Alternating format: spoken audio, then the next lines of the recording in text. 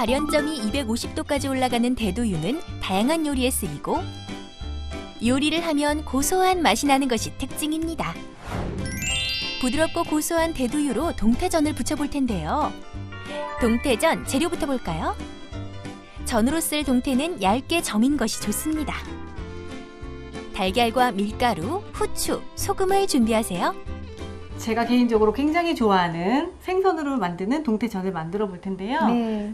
자, 먼저 동태는 얼었던 고기잖아요. 네. 그래서 아무래도 이게 얼면서 물이 많이 나와요, 수분이. 그래서 이렇게 한지나 아니면 키친타올, 아니면 종이 타올 깔고 그다음에 후추하고 소금으로 간을 해줄 거예요.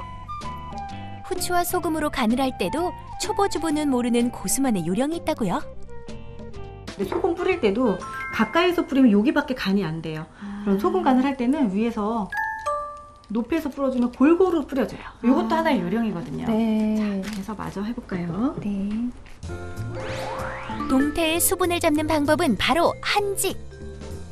동태전을 깔끔하게 부치는 방법, 바로 달걀물에 비밀이 숨어 있는데요. 그러면 좀 더 빨리 풀어줘요. 이렇게 해서 바로 전을 부치면 사실 보면 여기 좀 얼룩얼룩하죠? 네. 자, 이런 게 뭐냐면 흰자랑 노른자랑 지금 분리되어 있으니까 어떤 건 전이 이렇게 노라면서 하얀 부분이 보이거나 이럴 수 있어요. 한번 채로 한번 걸러주는 게 요령이에요. 네. 그냥 간단해요. 채에다 한번 이렇게 받쳐줬을 뿐인데 지금 보면은 이런 알끈, 네. 이런 투명한 거 이런 거 남았죠? 네. 이건 쓰지 마세요. 알끈을 제거한 달걀물이 동태전의 비법. 그러면은 밑에 계란물이 아주 노랗고 예쁘게 붙여져요.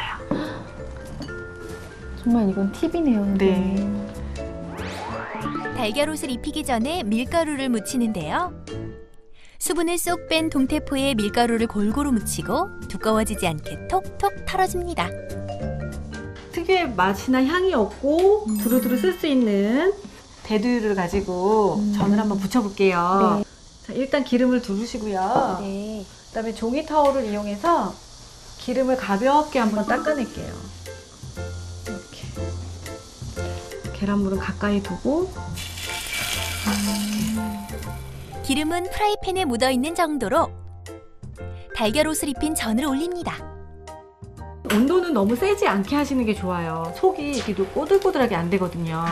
그래서 기름에 튀기다시피 하는 전은 그만! 기름을 적게 써도 노릇노릇 맛있게 전을 구울 수 있답니다.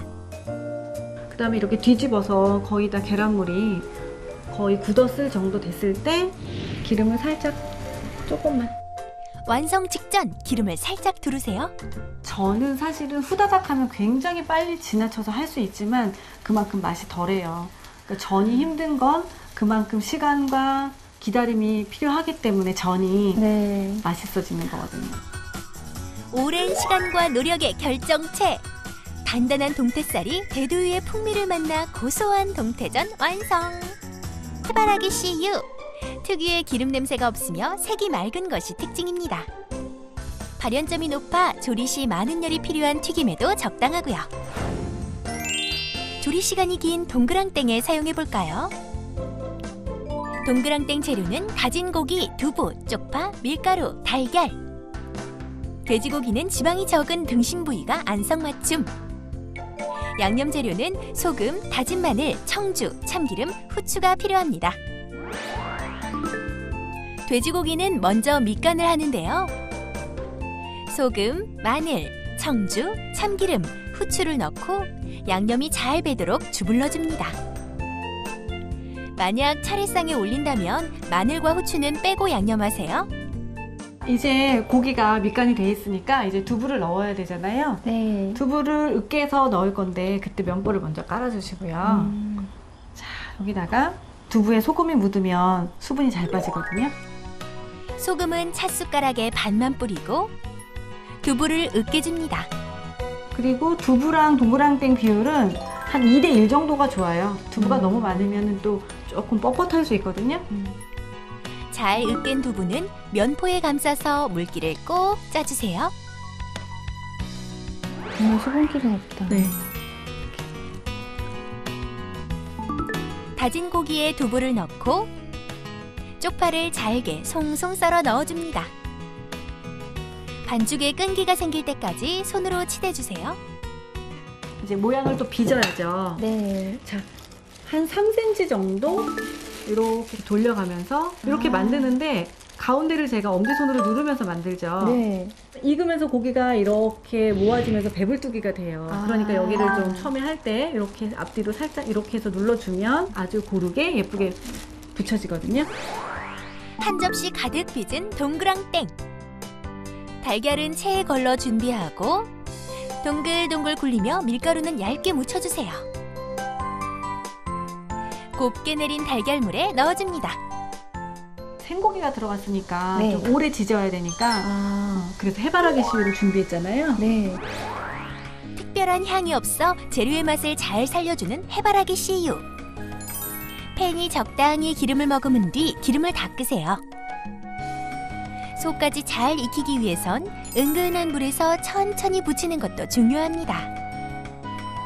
도톰한 두께 때문에 골고루 익히기도 쉽지 않고 태우기도 쉬운 동그랑땡. 고수의 비법대로 구우니 맛깔스럽게 완성됐는데요. 명절날 빠지면 섭섭한 인기 메뉴 동그랑땡. 방법만 알면 어렵지 않아요. 만들 전은 전 요리의 꽃, 육전입니다. 연한 초록색을 띠고 기름의 느끼한 맛이 덜한 것이 특징인 포도 씨유. 한식에도 잘 어울리는데요. 육전의 담백한 맛을 살리는 데 좋습니다. 육전을 만드는 데 필요한 재료를 확인해 볼까요? 고기는 지방이 적은 꼬리살이나 설기살이 좋고 식감과 향을 돋울 찹쌀가루와 깻잎도 준비하세요. 고기의 누린내를 잡는 양파즙과 연육작용을 돕는 배즙은 필수! 제일 먼저 핏물을 잘 빼주셔야 돼요. 핏물을 잘 빼야지 고기의 누린내가 안 나거든요. 동태전에 수분을 쏙 뺐던 한지, 육전을 부칠 때도 필요한데요. 한지를 고기 위아래로 2장씩 깔고 꾹꾹 눌러줍니다. 종이 타올이나 한지로 빼주시면 되는데 종이 타올은 간혹 이렇게 뗄 때 고기에 막 이렇게 붙을 때가 있어요. 근데 이거 한지는 잘 떨어지거든요. 네. 그렇다면 한지의 흡수력은? 이렇게 네. 핏물이 쏙 빠졌죠. 네. 고기를 칼끝으로 콕콕 두드리면 구울 때 고기가 오그라들지 않고 육질도 부드러워진다고 합니다.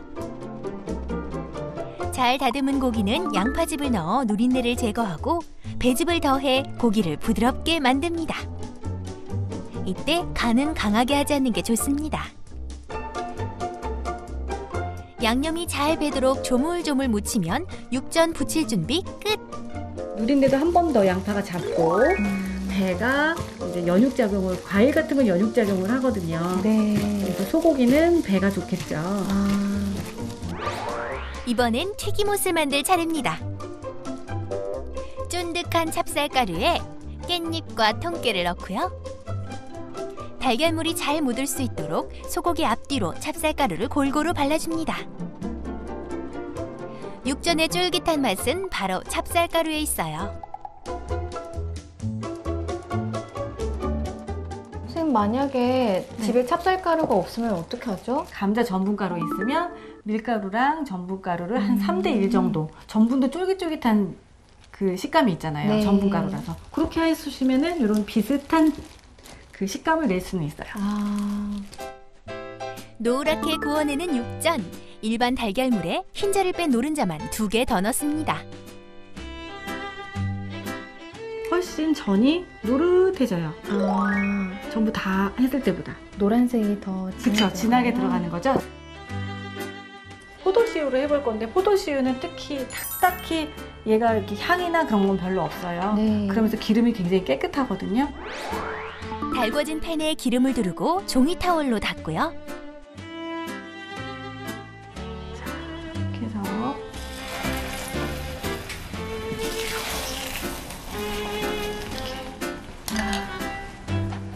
만약에 이렇게 밀가루가 좀 덜 묻은 게 있다. 그럴 때는 숟가락을 이용해서 이렇게 덧발라 주시는 방법도 있어요. 전 위로 핏물이 배어나올 때가 중요한데요.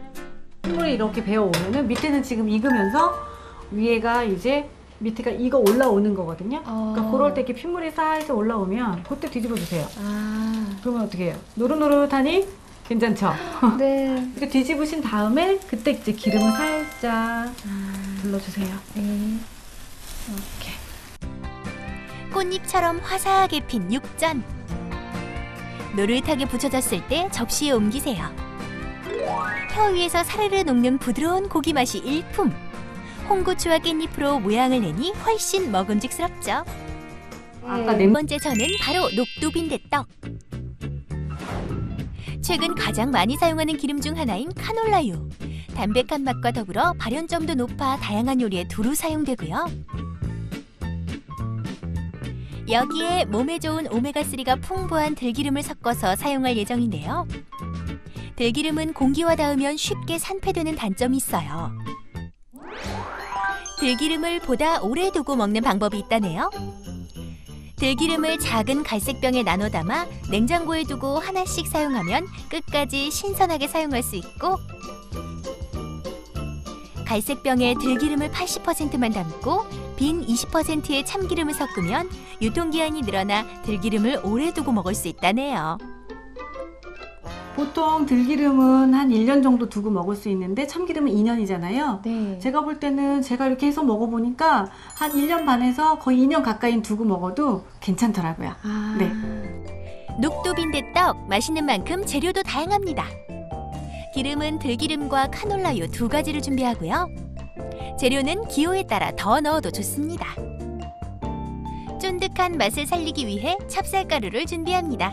지금 보면은 이 생 녹두거든요. 이게 한번 껍질을 벗긴 거예요. 살짝. 원래는 초록색인데 거피를 한 녹두를 2~3시간 불리면 이렇게 오동통하게 잘 불어요. 네. 녹두를 불리기까지 시간이 많이 걸리니 전 부치기 2~3시간 전에 미리 불려두세요. 이 불린 거를 손으로 이렇게 비벼가면서 지금 껍질이 동동 떠오르는 거 보이시죠? 네. 흐르는 물에 비벼가며 씻으면 더욱 쉽습니다. 그 다음에는 이제 믹서기로 좀 갈아주시는 게 좋아요. 네. 불린 녹두에 물을 조금 넣고 서너 번에 나눠 곱게 갈고요.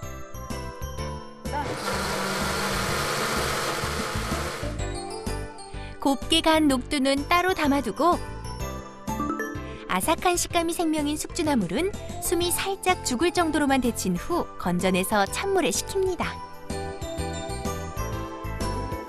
콩나물도 만약에 무칠 때 데쳐서 바로 찬물에 식히면 이 아삭한 식감을 살릴 수 있거든요. 네. 얼음물에 하면 더 좋고요. 갈아둔 녹두에 돼지고기와 김치를 넣고 여기에 고사리와 숙주 그리고 찹쌀가루를 넣어 잘 섞어주는데요. 이제 미리 소금을 넣어놓으면 이게 막 음식들이 사가요. 아. 그러니까 부치기 직전에 소금 간을 네. 그때 해주세요. 소금은 미리 넣으면 반죽이 묽어진다니 조심하세요. 반죽이 완성됐네요. 녹두 빈대떡을 부치기 전 들기름과 카놀라유를 1:1 비율로 섞습니다. 들기름으로만 하면은 발연점이 낮아서 금방 이렇게 산화되고 아, 타잖아요. 근데 네. 이렇게 섞어서 쓰면 좀 더 발연점은 높아지거든요. 아. 그러면서 이제 들기름의 풍미가 이 빈대떡하고 굉장히 녹두 빈대떡하고 잘 어울려요. 네. 그렇게 하면은 좀 더 맛있게 먹을 수 있는 방법이라서 네. 이렇게 섞어서 기름을 쓰는 방법도 있어요. 기름 똑똑하게 쓰면 맛도 건강도 챙길 수 있답니다. 기름을 넉넉하게 두르고 반죽을 올립니다. 뒤집개에 기름을 묻혀 동글게 모양을 잡고 미리 썰어둔 고추와 파로 모양을 내니 참 먹음직스럽죠. 뒤집는 요령은 이렇게 넣고 팬을 같이 들어서 뒤집어주세요. 그러면 팬을 같이 들어서. 그쵸. 팬을 살짝 같이. 부침개 뒤집다가 망가진 적 많으시죠? 프라이팬 반동을 이용하면 쉽게 뒤집을 수 있어요. 겉은 바삭하고 속은 쫀득한 녹두 빈대떡 완성입니다. 명절이 아니더라도 비 오는 날에 먹어도 좋겠죠. 다음은 알록달록한 색감이 생명인 꼬지전. 다양한 재료를 사용하는 꼬지전. 가장 기본적인 고기와 버섯, 당근, 파를 사용할 텐데요. 먼저 고기의 경우 양념을 해서 사용하는 것이 좋습니다. 파는 약 7cm 정도 잘라서 준비하고 당근도 같은 길이로 자릅니다. 버섯은 길게 쭉쭉 찢어서 준비하고요. 소고기는 결 반대 방향으로 잘라주세요. 근데 하나 주의할 점은 길이를 한 2cm 정도 길게 할게요. 왜냐면 줄어드니까. 이 정도 하면 얼추 비슷하게 맞아지거든요. 네. 길이가 맞아야 예쁜 꼬지전. 고기는 다른 재료보다 길게 잘라주세요. 고기도 약 1cm 폭으로 자른 다음 그릇에 옮깁니다. 간장 반 큰술, 후추, 소금, 다진 마늘 작은 술, 청주를 넣고 간이 잘 배도록 가볍게 묻혀주세요. 자, 이렇게 썰기가 됐으면요. 버섯 같은 경우는 이렇게 살짝 데쳐줄게요. 네. 한번 익힐 거지만 그래도 숨이 죽으면 꽂기도 편하고 네, 익을 때 살짝만 익히면 되니까요. 버섯은 데친 후에 사용하면 잘 찢어지지 않아요. 고기에 핏물을 빼주시듯이 버섯은 지금 물기를 많이 머금고 있잖아요. 네. 종이 타월에 싸서 물기를 짤 때는 버섯 모양이 망가지지 않도록 조심하세요. 꽂기도 힘들고 잘 익지도 않는 당근, 속까지 잘 익히면 꼬지전 만들기가 쉬워집니다. 고기부터 순서대로 꼬지에 재료를 끼웁니다. 너무 많은 재료를 꿰면 모양도 예쁘지 않고 붙일 때도 힘이 드니 나무 꼬지가 보일 정도로만 재료를 꽂으세요. 자, 이렇게 꼬지가 준비됐으면 이제 밀가루를 살짝 발라줄 건데요. 여기도 이제 노하우가 필요해요. 밀가루를 이렇게 뿌려놓고요. 자, 이거는 되게 예쁜 색색한 색감을 보려고 하는 건데 앞뒤로 다 바르면 계란물이 너무 많이 묻어서 사실은 예쁜 색감이 많이 묻히거든요. 네. 그래서 아무 쪽이나 한쪽만 한쪽만 발라줄게요. 네. 밀가루를 양면에 바르지 않고 한쪽 면만 발라 재료의 색이 잘 보이도록 하는 게 꼬지전의 비법. 달걀물에 재료를 넣었다 뺀 다음 팬에 올려 구워줍니다. 재료 사이가 벌어졌을 땐 젓가락으로 모양을 잡아주세요. 달걀물이 익었을 때 젓가락을 떼줍니다. 그래도 틈이 벌어져 있다면 달걀물로 틈을 채워주세요. 뒤집을 때는 찌를 들어서 이렇게. 근데 이 정도면 다 익었어요.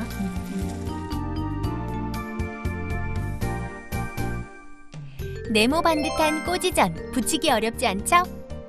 어렵다고 생각한 꼬지전, 방법만 알면 쉽게 부칠 수 있어요. 독특한 향이 특징인 올리브유는 지중해 사람들의 건강 비결인데요. 열을 가하지 않고 채소와 함께 먹으면 더욱 좋다고 합니다. 따뜻한 성질의 부추와 한국의 허브 깻잎으로 간단한 무침 요리를 만들어 볼까요?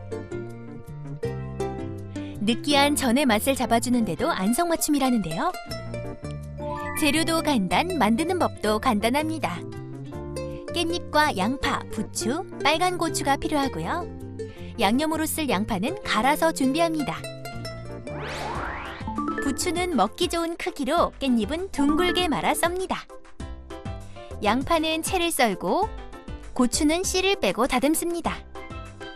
양념은 간 양파 2큰술, 간장 3큰술, 식초 1큰술, 고춧가루, 매실액, 깨를 적당히 넣고 잘 섞어줍니다.